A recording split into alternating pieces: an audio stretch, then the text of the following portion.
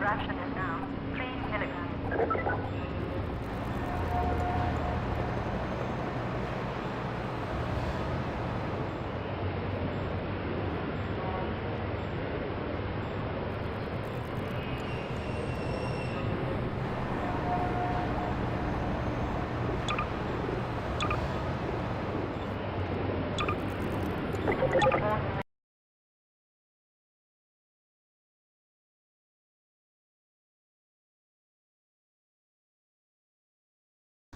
Therefore, I repeat, evacuate City 17 at once. If not...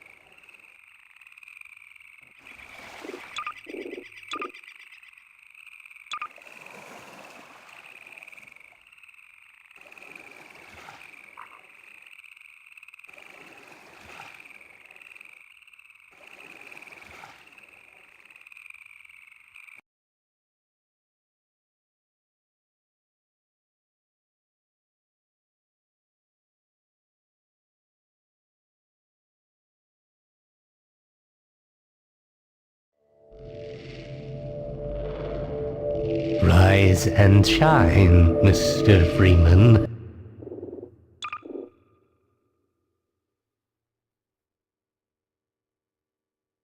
Rise and shine.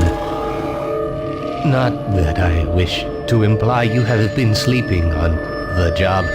No one is more deserving of a rest, and all the effort in the world would have gone to waste until... well, let's just say your hour has come again.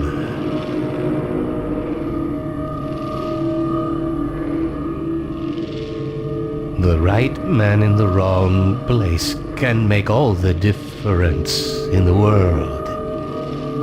So wake up.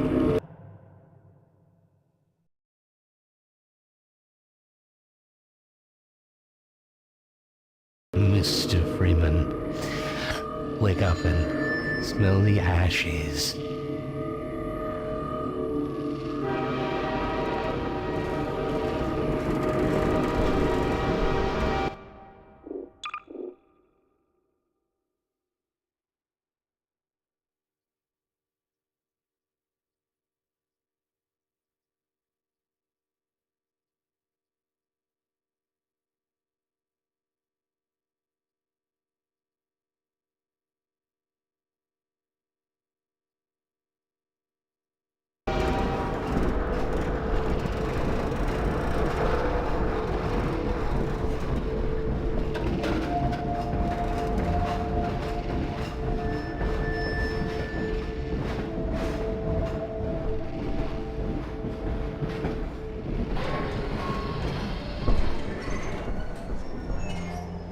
I'm Gabe. A long 20 years since its release. In this anniversary update, we've tried to respond to as many of the community's requests as possible. And while this might not be the absolute #1 request from fans, I often hear how much people would like a commentary mode, so we're excited to finally make that happen. Not only was it a challenge to remember many of the details of Half-Life 2's development, but it's not easy to crack open decades-old computer code and wonder what the hell you were thinking way back then. Along with a dev commentary, we've cleaned up a bunch of old bugs and tried to leave things in better shape than we found them. And at least this time, we had the luxury of knowing how things turned out in the end. To listen to a commentary node, put your crosshair over the floating commentary symbol and press your use key. To stop a commentary node, put your crosshair over the rotating node and press the use key again. And please let me know what you think. You can reach me at gaben@valvesoftware.com. Thanks, and have fun.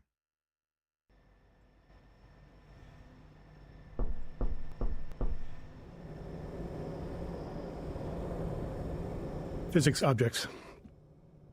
It might be hard to remember it now, but back when Half-Life 2 came out, small objects in games, like these bits of trash, were usually static, as in they didn't really move, or if they did, it was in a very simple way. If you were lucky, they might break apart into some sprites if you hit them.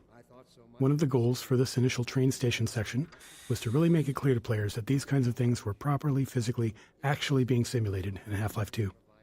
They could be picked up, dropped, thrown, broken, moved by other forces, you name it. Here we're starting with just a small thing, showing that trash is being blown by the arrival of the train, or, more specifically, an invisible volume that's triggered by the player leaving the train. It's safer here. Train station. The beginning of a Half-Life game has a big job to do. We have to introduce players to a new world while teaching them how to interact with it. Players need to quickly grasp what's happening, who the key players are, what threats they face, and how they fit into it all. Above all else, it has to be as fun and interactive as possible. Nailing this takes a lot of iteration and playtesting, especially on the small moments that make up a bigger picture of the game. In this section, we'll highlight some key moments, game design problems, and a few playtests where things didn't quite go as planned. Relocate to one of our finest remaining urban centers.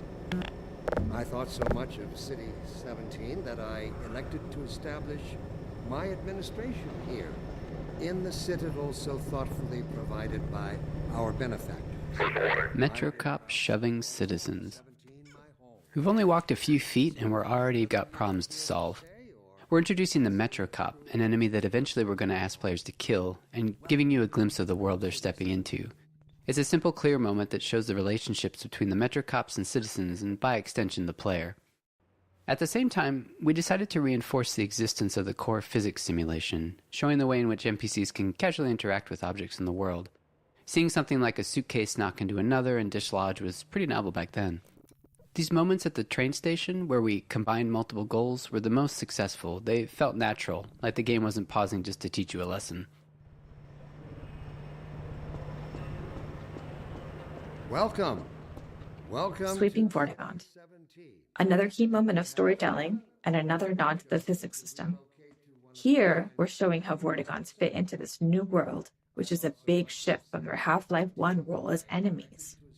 Like so many moments in the train station, the Sweeping Vortigaunt came from our constant hunt for ways to show characters interacting naturally with the physics system.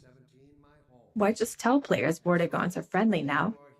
when you can show one casually sweeping the floor and knocking around some simulated objects. Nothing signals, hey, don't shoot me this time around, like someone willing to tidy up.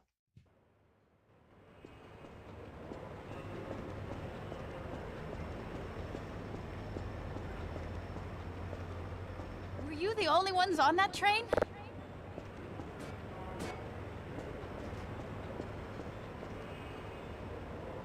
Overwatch stopped our train in the woods and took my husband for questioning. They said he'd be on the next train. I'm not sure when that was. They're be nice, though, letting me wait for him. Welcome to City 17. You have citizens. When it came time to design the human citizens of City 17 and the world outside the city, we chose to include a variety of races, ages, and genders.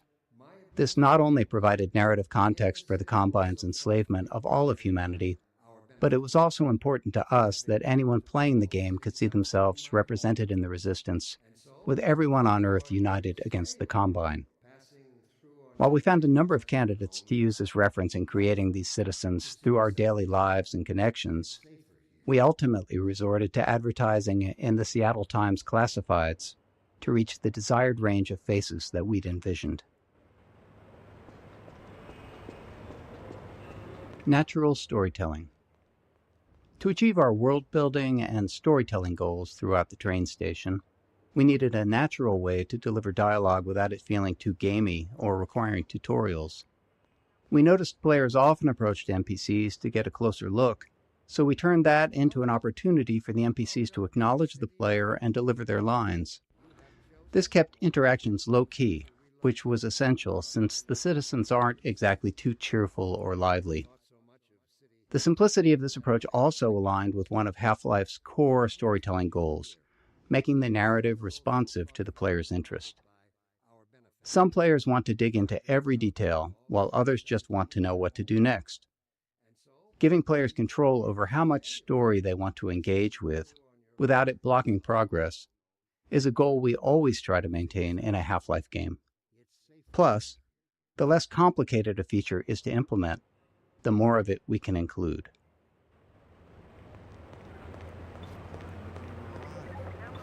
Don't drink the water. They put something in it to make you forget. I don't even remember how I got here. They never leave. You never see them go. They're always full. No one ever gets on, but they're always departing, but they never arrive. And no one's at the door. Welcome. Welcome to City 17. You have early tech planning.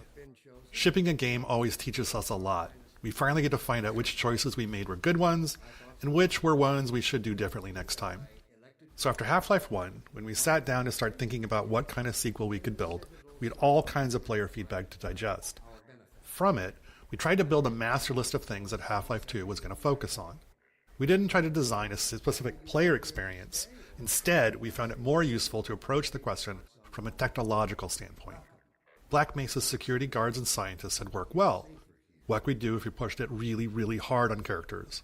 We liked our interactive storytelling. What could we build that would allow us to do even more of it, and a greater variety? The exploration and interaction with the Black Mesa was compelling to players. Maybe a physics system would allow us to take that further. In all these areas, we tried to imagine the best version of it could look like years in the future, and back solve from that a set of technological steps that might get us there. Welcome. Welcome to City 7.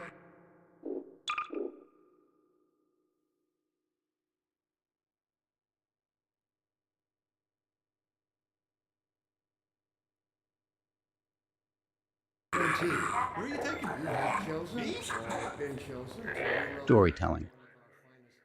Creating a sense of immersion was a core principle in our approach to Half-Life 1's storytelling, and it led us to the self-imposed constraints of never, or at least very rarely, taking control away from the player and of keeping the player's avatar silent. These limitations made storytelling more challenging at times, but we felt it was important to stay with them for Half-Life 2. Our hope was that by maintaining these principles, we'd push ourselves to explore deeper, more interactive storytelling.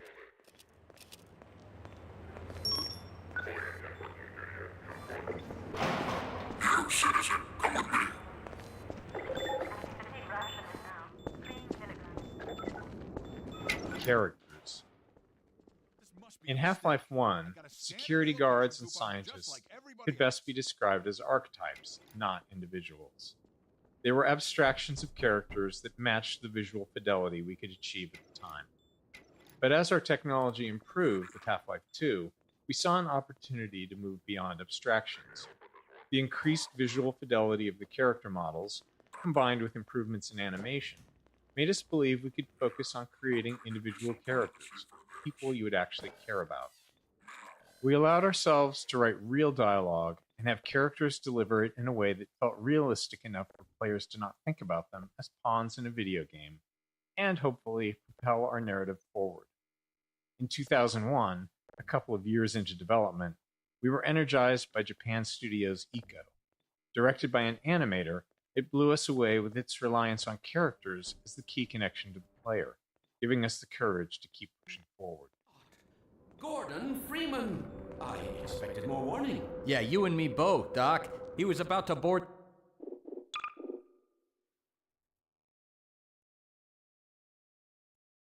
the express to Nova Prospect. Well, Barney, what do you intend? I'm thinking.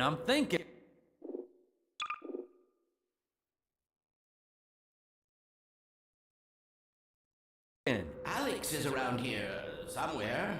She would have a better idea how to get him here. Well, as long as he stays away from checkpoints, we should be okay.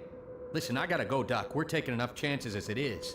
Very well. And, Gordon, good to see you. Okay, Gordon. You're gonna have to make your own way to Dr. Kleiner's lab.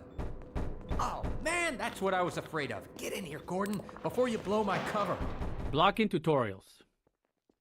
At times, we need to be certain the player has learned something, and the standard method, at least in game development, not in life, is to trap them behind a gate of some kind, where the player must demonstrate their knowledge to be able to continue. We try to disguise these gates as something natural, so it doesn't feel like the game has come to a halt. Of course, time, resources, or the environmental context itself can make that tricky. In this case, we needed to teach the players how to move objects, so a simple stacking puzzle seemed like the best solution.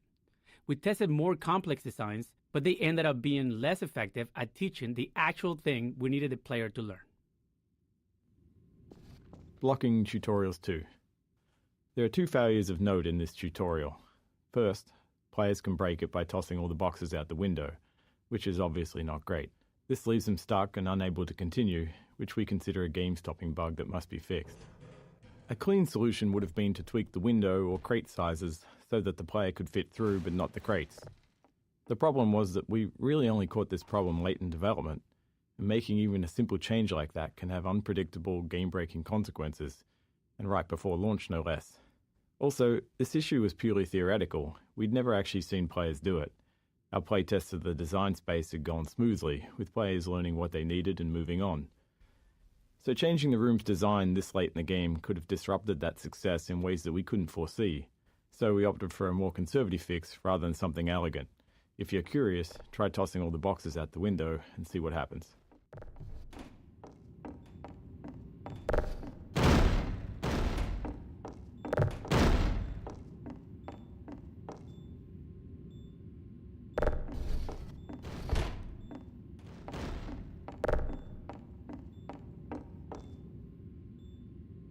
Blocking Tutorials 3. The second failure in this tutorial space is a case of misteaching, where we accidentally teach the player something we didn't intend. This can be hard to avoid without extensive playtesting, since the game is always teaching, even when it's not by design. We cover a more extreme example of this later in Train Station. Some cases of misteaching are critical to fix, like if the player learns the wrong way to use a weapon or interact with a common element of the game. But this one was more subtle. While teaching players to move objects, we also taught them to stack physics objects to escape a space. Normally that's fine, except we don't deploy that puzzle later in the game, and teaching something irrelevant just clutters up their mental toolkit and makes it harder to readily keep useful things in mind later on. Worse, stacking objects to escape the play space become a problem later on, something we had to actively prevent in multiple areas. With so many physics-based objects in the game, blocking this behavior without putting ceilings everywhere wasn't really an option. In the end, we hoped players wouldn't overthink this early lesson, and when playtests showed players getting stuck later on, we made sure not to remind them of it. Fall damage. Teaching players how to do things is an essential thing for the game to do. But for them to make confident decisions, they also need to understand the more subtle rules. This small moment covers two of those. First, it shows how far the player can fall without taking damage. Second, it introduces a bit of the game's vocabulary, how the game will communicate with them. Players often worry about taking fall damage, but they also worry about taking a step that they can't take back. So here, a welcoming crate to land on signals that dropping down is safe and it's the way forward. And when the crate breaks, it reinforces the physics simulation, and is likely the first time players will see that larger objects can be broken apart.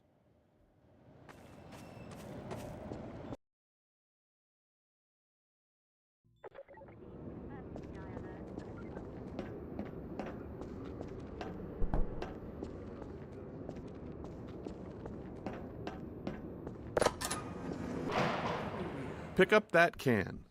Contextualizing tutorials, creating a story scenario in which they happen, lets us do more than just stop the game to teach players something. We get to add narrative value to the moment. Here, teaching the player how to throw objects is combined with a narrative setup that gives them a choice in how to respond.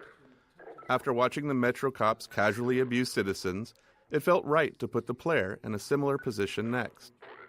If they had opinions on how the citizens should have reacted, now they get to express them. Playtesting showed most players either complied or refused the request to pick up the can, but some tried to avoid the confrontation entirely. Others would comply initially, then retaliate after feeling humiliated. By keeping the moment relatively constrained, in both terms of player actions and the space itself, we could generally react appropriately to whatever choice they made. Playtesting. Playtesting is a core part of how we make games.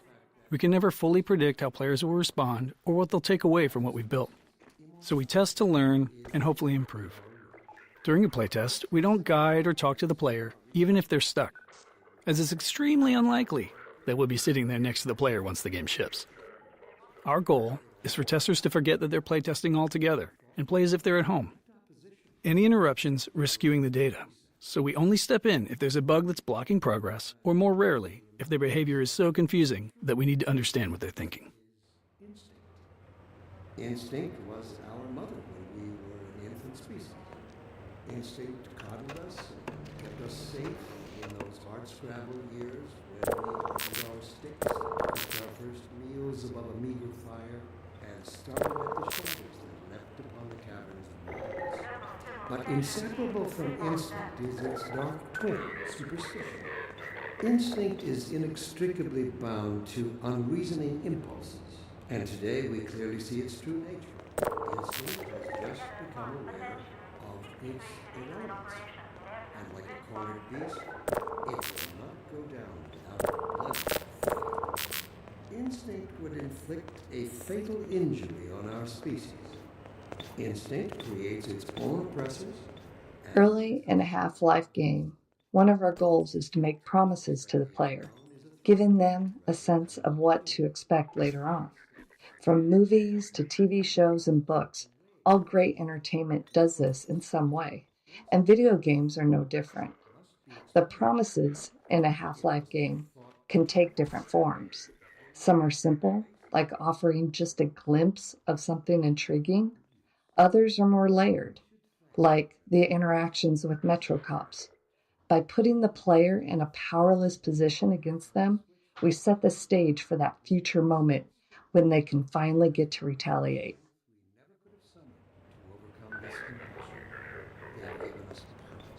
They have turned our eyes toward the stars. The Citadel. We wanted the player's first view of City 17 to highlight the Citadel and its dominance over the city, representing the Combine's complete and total power over humanity. It also needed to serve as a clear goal. Even at the start, you can see where your journey ends. But despite its massive size, playtesters often missed it. A player's sense of depth and scale can be tricky on a computer monitor. If you've played any games in VR, you'll likely have noticed that scale feels more natural. Anyway, in this case, the Citadel's position above the player didn't help things either. which may be because FPS games train players to focus straight ahead or down at their feet. To improve the chances of players taking in the Citadel, we added birds flying towards the structure. A subtle trick we've found helps guide the player's view.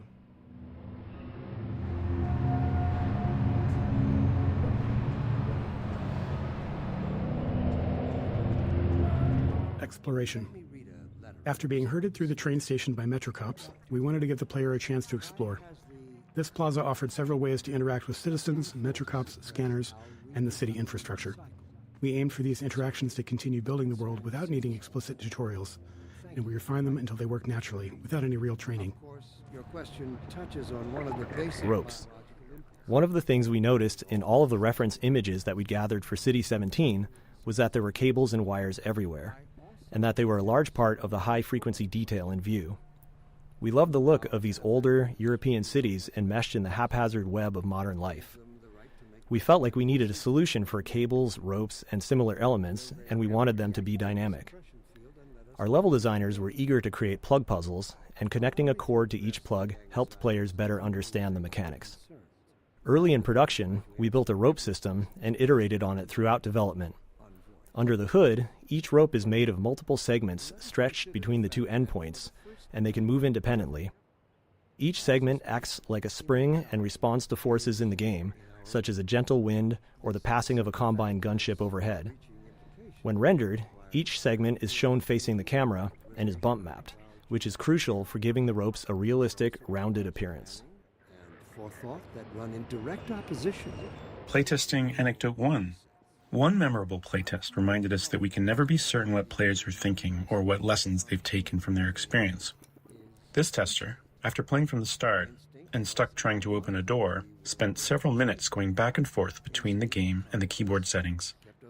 When we asked what they were looking for, they said they were searching for the inventory controls, thinking they could use an item they'd picked up earlier to unlock the door. While we'd seen them collect and drop several physics objects, they'd misunderstood what was happening. The tester believed that pressing the use key while holding an object moved it into an inventory because the item dropped straight down. We knew it was just gravity, but their assumption wasn't crazy. Some adventure games of that era did slide items into an invisible inventory that way.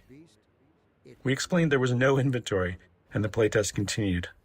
Later, we considered whether we needed to address this, but since no other playtesters had the same confusion, and all of our potential solutions were more heavy-handed than necessary, we decided it was an outlier that was okay to remain unaddressed. It served as a good reminder, though, of how even the most subtle, overlooked details can mislead a player. Away from change and progress. Instinct, therefore, must be expunged. It must be fought tooth and nail, beginning with the basis of human urges. Urge to reproduce. We should thank our benefactors for giving us respite from this overbalancing force. They have flipped the switch and exorcised our demons in a single stroke. They have given us the strength. Strider. This simple moment is a promise that you'll encounter this enormous thing later in the game. Even an uncomplicated scene such as this really does require a lot of playtesting and iteration because of Half-Life's goal of not taking control away from the player. As you can imagine, it takes a lot of small tweaks to ensure that as many players as possible are looking at the right place at the right time here. The street layout and the Metrocop scene are all set to guide the player's gaze, perfectly framing the Strider when it appears.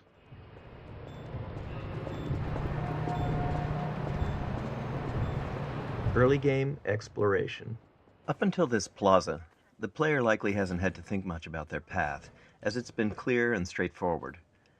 But here, we wanted to encourage exploration, which meant making the way forward less obvious, which can produce a feeling of being lost or, worse, confused, as you might expect.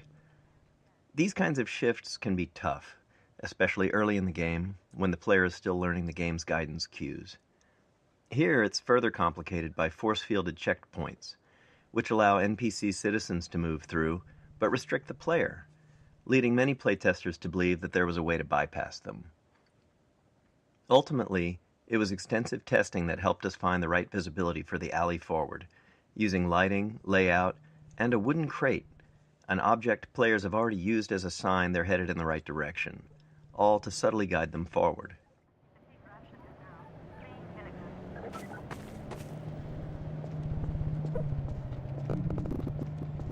Closed captions. During Half-Life 2 development, we were approached by folks interested in accessibility who encouraged us to go beyond the subtitle system we had built for Half-Life 1. They requested a full-featured closed captioning system to capture all game sounds, not just dialogue. This turned out to be a much tougher challenge than expected. Half-Life 2 produced a wide variety of sounds, and categorizing them for captions was crucial. Prioritization was also key. Dialogue needed to stand out, and it had to be clear who was speaking. Ambient sounds, like distant combat, were important for setting the mood in some levels, but less so if there was an enemy shooting nearby. Our level designers also often reuse sounds in different contexts, so sound might require captioning in one area, but not in another. Ultimately, every sound in the game ended up with its own caption data, formatted almost like a small version of HTML, giving us control over the visual style of each caption. As with the audio files, the caption data was too large to keep in memory, so we built an asynchronous caching system to handle it efficiently.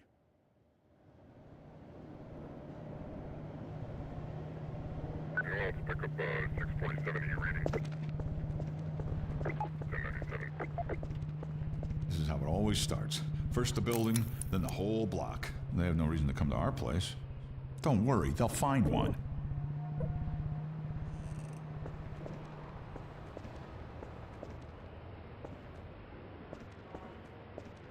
Physics simulation. Even though we began Half-Life 2 with a functional third-party physics simulation, it still took us years of additional work both on the simulation itself and its integration into the game until we felt like we could meet our designers' ambitions. Maintaining a shippable level of quality and performance was something we knew would be a challenge along the way, but the more subtle issue was actually figuring out what to simulate and to what extent. We can't simulate everything, and even if we could, there are game design reasons why the experience is better when we don't. In many cases, we deliberately bend the simulation to improve the player's experience. These adjustments usually go unnoticed because they align with player intentions. For example, we disable collisions between the player and large objects to let them turn in narrow spaces. Or we tweak the Combine rifle's alternate fire to gently guide the Combine ball toward enemies, making it more effective. Crate Baby. This small baby doll has a long legacy. During the long months of internal testing, some of the team turned it into a challenge, a way to make the 47th playthrough of a game a bit more fun. They'd place the doll inside of a nearby blue crate and see how far they could carry it throughout the game. After Half-Life 2 launched, the community started carrying Crate Baby as well, adding their own stories and rules to the mix. A few years later, while working on Episode 2, this was the inspiration for the Little Rocket Man achievement, where players had to carry a garden gnome dubbed Gnome Chomsky throughout the entire episode. Chomsky even made a comeback for Left 4 Dead 2 in the Garden Gnome achievement, where players had to carry him through the Dark Carnival campaign. These kind of interactions with players are some of the most rewarding parts of game development. We design games with theories in mind, but you never really know where things are going until players get their hands on it.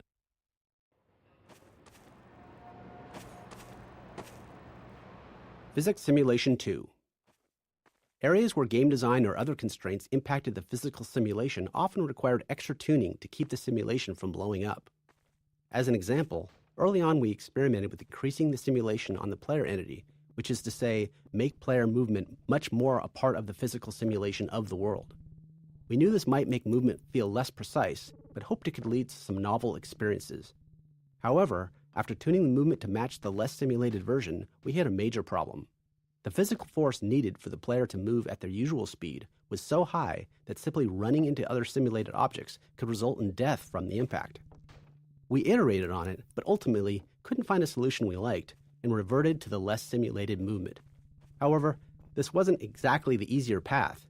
It introduced new challenges with how the less simulated player interacted with the more simulated objects in the game. But it did allow us to deliver the precise movement experience we wanted.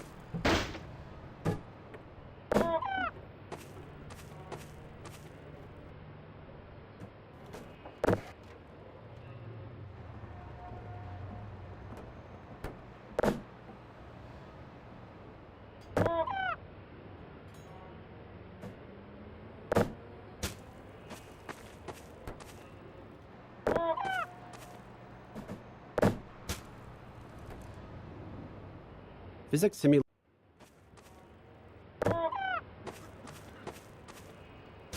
Playground. When we discussed ways to highlight our physics simulation around the city environment, a playground felt like the natural fit.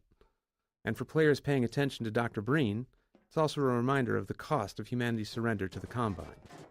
We chose a few playground structures with interesting physics potential and began tuning them. Even with the advanced physics simulation we had at the time, setups like this always required hand tuning, as we had fully simulated objects interacting with non- or partially simulated ones, such as the player or static world geometry. It might be easy to assume that a simulation can carry a lot of the load of implementation, but even now, 20 years later, that is rarely the case. Back when we were working on the playground, late in development on the game, we couldn't get the friction on the slide to feel right, so we decided to break the ladder so the player couldn't get up there. However, you still can just walk right up the front. As is commonly the case, you, the player, get the last laugh on us.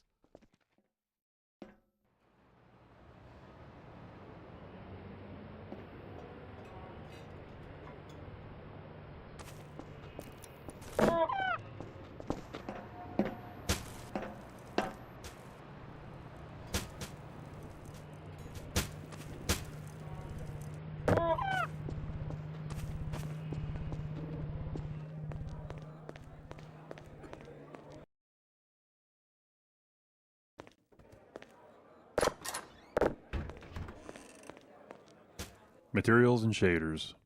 Half-Life 2 came out in the midst of a significant shift in 3D graphics, where the industry moved from textures to materials and shaders. In Half-Life 1, every surface had a texture, essentially an image wrapped onto the polygons of the surface. But by Half-Life 2, just 5 years later, every surface had both a material and a shader. The shader was a lump of code that customized how the surface was rendered. The material defined properties for how the surface behaved physically and how it responded to gameplay features.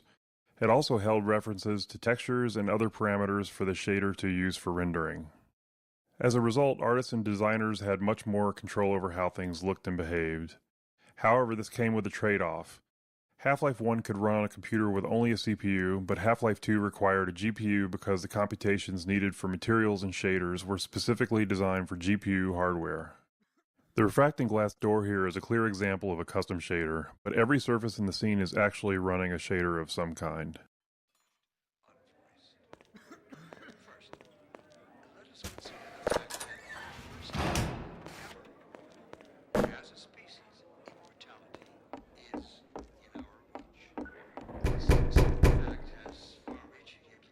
Cube maps. With the addition of materials and shaders, we needed a solution for reflective surfaces like glass and steel. These surfaces had to know what to reflect, but in 2003 we couldn't do any of that rendering in real time. So we developed the cube map system for pre-computed reflections. A cube map is a set of 6 images on the inside of a cube, capturing the environment in every direction, like a panoramic photo that surrounds you on all sides. Level designers placed invisible marker entities throughout the levels, and during map compilation, we generate a cube map at each marker. Then, during gameplay, when rendering a reflective surface, we locate the nearest pre-computed cube map to create the reflection. Field of view. In Half-Life 1, we used a 90-degree field of view, or FOV, which was fairly standard for first-person shooters at the time. But during Half-Life 2's development, we grew unhappy with it. With our game's focus on characters, we'd put extensive effort into detailed facial and body animations. But the 90-degree FOV just didn't allow players to get close enough to fully appreciate that detail. So we began experimenting with a tighter FOV, and ultimately landed on 75 degrees. It took some adjustment for both us and players, and it required an additional FOV for view models, which are the player's weapon, held at the bottom of the screen. Their models were originally built with 90 degrees in mind, so they looked distorted at 75. But this change succeeded in doing what we wanted, putting our characters front and center in the game. We should thank our benefactors for giving us respite from this overpowering force.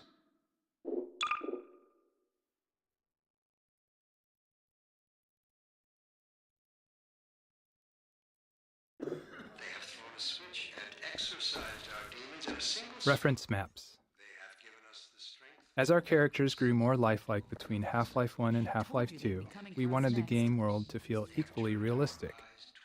In Half-Life 1, the limitations of first-person games often made it easier to lean on stylized or abstracted environments. But with Half-Life 2, we set out to create a setting that felt grounded in reality, which meant focusing on a lot of small details we hadn't before. One of our main steps was creating reference maps to standardize how we'd map real-world proportions into the game. These maps establish details like wall and door dimensions, doorknob heights, interior lighting, furniture scale, and the general scale of common objects. We created standardized textures for level designers, complete with scale and lighting values, so layouts would be consistent from the start. Besides setting up the physical world, these reference maps defined how the player would move through it, how high they could jump, how low they could duck, and the size of spaces like vents. Using these maps as foundation, we were able to keep our world geometry consistent and ensure realistically sized spaces across the game.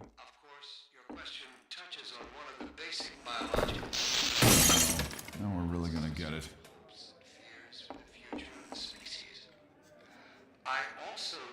Missing material. Early on in developing our low-level graphics code, we realized it would be difficult to spot polygons that weren't rendering due to a missing texture. When this happened, you'd typically just see black where the polygon should be, which could easily go unnoticed in darker scenes. To catch this bug more reliably, we created an error texture that would be visually unmistakable and generated automatically whenever a texture failed to load. This gave rise to the now iconic purple and black checkerboard texture, which has since taken on a life of its own well beyond Half-Life 2. When is it all going to end? Don't worry. Please. It's all right. This simple fact has far-reaching implications. It requires radical rethinking and revision of our genetic imperatives. It also requires planning. Watch it, will you?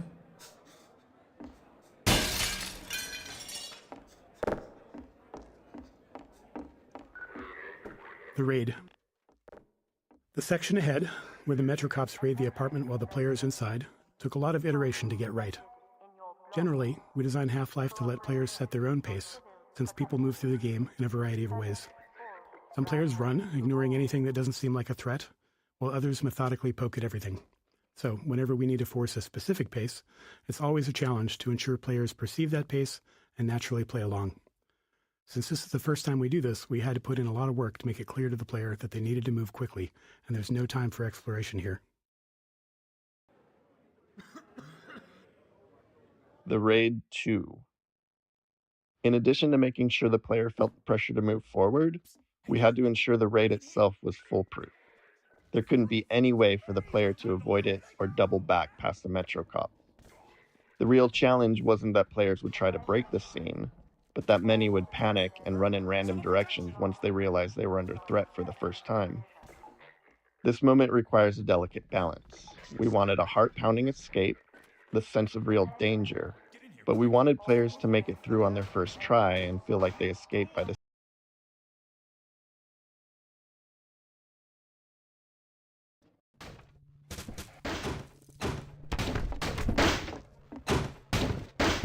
Citizen noted. Failure to cooperate will result in permanent all-world relocation. Health in No HUD. The rooftop chase sequence posed a unique design challenge. We didn't want it to be a true gameplay obstacle, and our best case was for players to make it through on their first try. But we still wanted to create the sense of real danger, where players felt legitimately threatened if they didn't keep moving. The challenge was that without the HEV suit, players don't technically have a heads-up display or HUD, which means no way to show damage or remaining health. After some experimenting, we created a special health system for this section, using a red glow around the screen to indicate damage. Players reacted as we hoped, taking it as a sign to keep moving, and the chase unfolded as intended. To top it off, we made health regenerate quickly so the glow wouldn't linger, reinforcing to players that running was indeed the right choice, and ensuring players weren't taken down by a stray bullet at the end just because they dawdled or hesitated earlier on.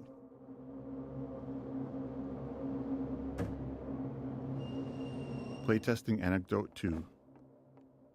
In the upcoming section, we needed the player to be knocked down so Alex could save them. With limited time and resources, we simplified the encounter as much as possible, reusing existing systems and letting it play out like a normal combat sequence, with a custom event triggered when the player died.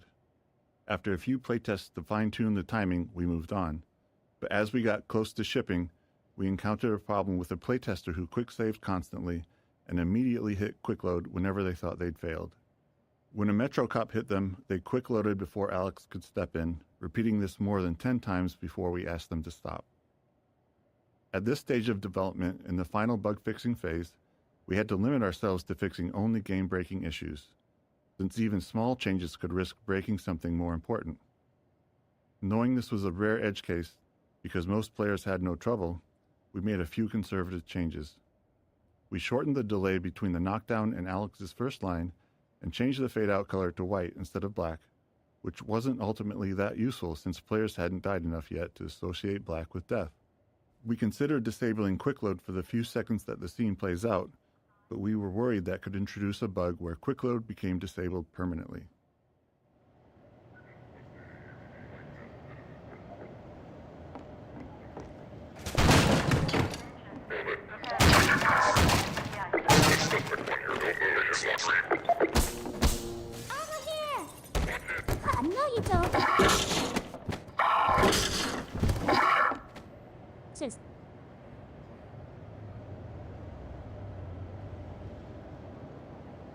Dr. Freeman, I presume. The Combine can be sort of awake, but once set up, you don't want to get in their way. Dr. Carter said you'd be coming this way. I don't think it occurred to him that you might not. Alex. Nailing Alex's design was a big challenge. We wanted the player to both respect and care for her. Saving Eli was a key player goal midway through the game, and we knew that getting players to care about that goal would be easier if they also cared about Alex and her relationship with her father. We intentionally designed, wrote dialogue, and cast a voice actor for Alex to be savvy, capable, and relatable within the Combine-controlled world, while also making her attractive and charismatic. We aimed to avoid the objectification, exaggeration, and hypersexuality that many games of the 2000s featured, as we felt that would undermine our goals for her character. NPCs on elevators. We often spend a significant amount of time solving problems that players might not even notice. Many of these are subtle design challenges, while others stem from multiple systems interacting with each other.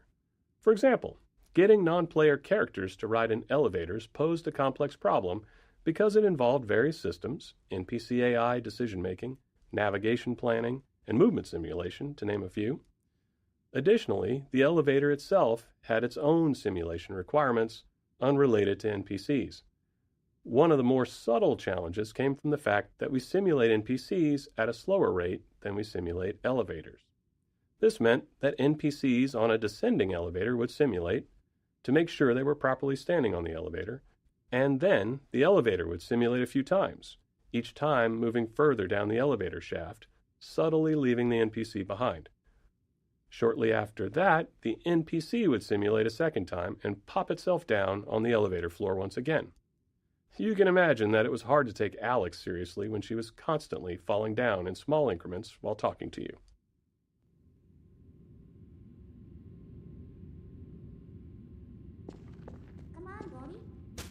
Interactive storytelling. When we started on Half-Life 2, storytelling in games was generally either high fidelity and linear or low fidelity and interactive. We knew players had seen high-quality storytelling in games, but they'd never been placed right in the middle of it, able to watch it unfold around them, interact with it, and examine any part closely. While that goal excited us, we didn't yet know how it would work or what kind of technology we'd need to make it happen. We had built a variety of storytelling technology in Half-Life 1, but it was mostly presented in front of the player and lacked the interactivity and fidelity we were aiming for. So Kleiner's Lab became the section of the game we used as a testbed to figure out how our interactive storytelling would actually function. This way, Gordon.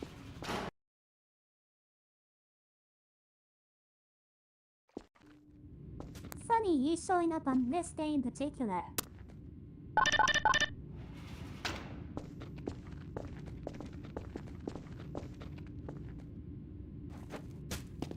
We've been helping people escape the city on foot. I took dangerous route to my father's lab, through the old canals. Today, we're Kleiner's Lab. Kleiner's Lab was the first piece of storytelling we worked on, and the one that took the longest to figure out. In addition to its role in launching the player into the game, it eventually became the unifying vision for the development team in terms of storytelling.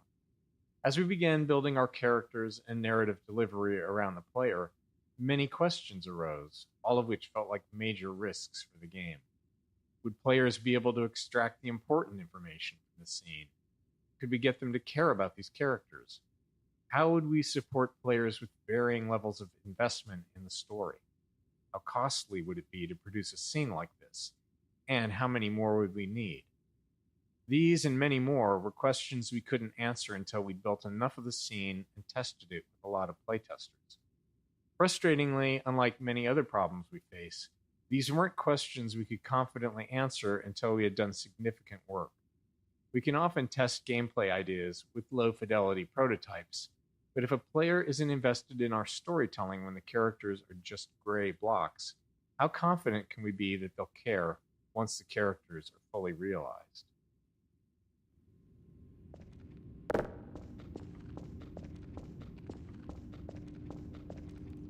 Choreography. The system we built and iterated on to deliver Half-Life 2's storytelling was internally called Choreo, short for choreography. Early on, we found it useful to imagine we were writing a play where one of the actors didn't know the script. We needed a system that could control all the other actors, moving them around the stage, delivering their performances and speaking their lines. To handle this, the other actors would need to seamlessly mix our directorial commands with dynamic responses to the player's position and behavior. Timing was clearly going to be a major challenge, as any part of the scene might need to lengthen, contract, or even pause, depending on what the player was doing. This mic on. FacePoser. The primary tool we built to power the Choreo system was called FacePoser, an inaccurately named program that allowed our animators to lay out the entire structure of our scenes along a timeline. The timeline contained a series of Choreo commands for the actors, along with all the necessary information for them to perform those commands. By layering these commands on the timeline, animators could easily describe how an actor might need to face one thing while talking towards another and walk to a different location, all at the same time. But the timeline wasn't a fixed linear sequence. Actors would follow their commands, but they had to respond dynamically to the world around them. An actor might take longer to move to a location if the player is in the way, or they might need to wait to deliver a line because another actor has been delayed by the player. FacePoser allowed us to rapidly iterate on scenes, trying different layouts, dialogue deliveries, and timings. This ability to quickly experiment and adjust proved critical in finding the right performances to achieve our character and narrative goals. This mic on.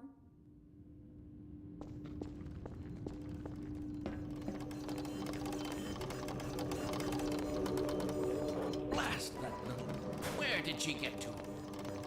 Lamar, come out of there! Anything on that, Dr. Kleiner? Oh, hello, Alex. Well, almost all right. Lamar has gotten out of her crate.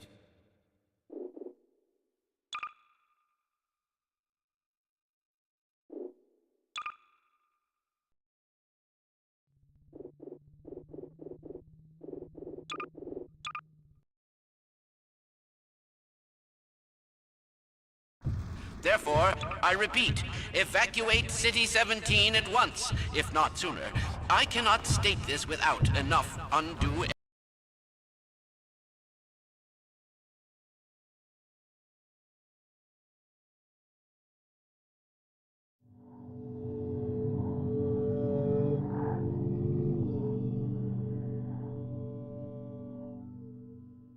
Tell me, Dr. Freeman, if you can.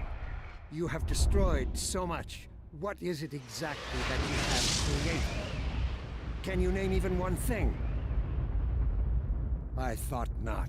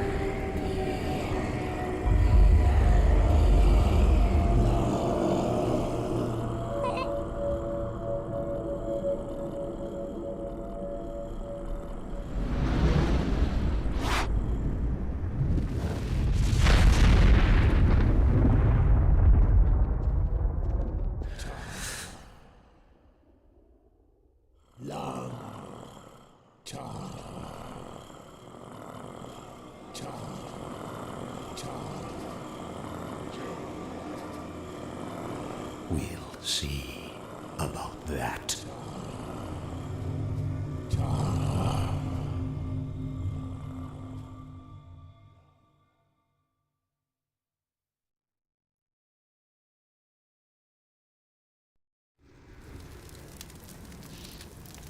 He has to be somewhere around here. Gotta be close. Just... Any luck with the ball?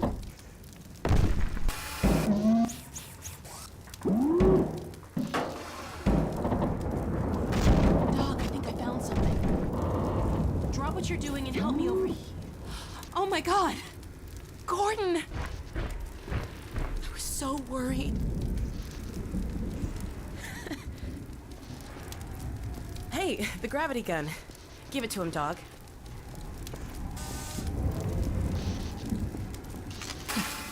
There, Gordon. Dog's happy to see you. I can tell. Okay, dog. Go get the monitor set up so we can check in with my dad. He must be worried sick about...